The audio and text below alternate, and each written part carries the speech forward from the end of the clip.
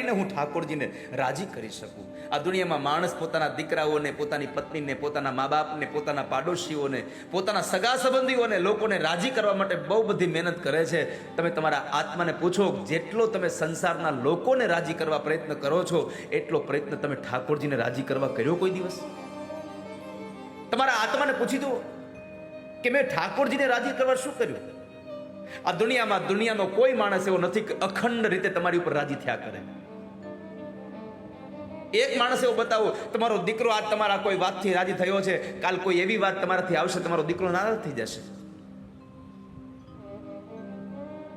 સતત રાજી રહેનારું કોઈ જો સાધન હોય, સતત રાજી રહેનારું કોઈ પાત્ર હોય, તો એકમાત્ર પાત્ર છે ને એ છે સ્વયં ભગવાન ઠાકોરજી. તમારા એક એક કામથી ભગવાન રાજી રહે છે. જો તમે સારું કામ કરતા હો તો પ્રભુને રાજી કરો, અને એ રાજી થશે એટલે તમને મુક્તિનો દેનારો એ જ છે.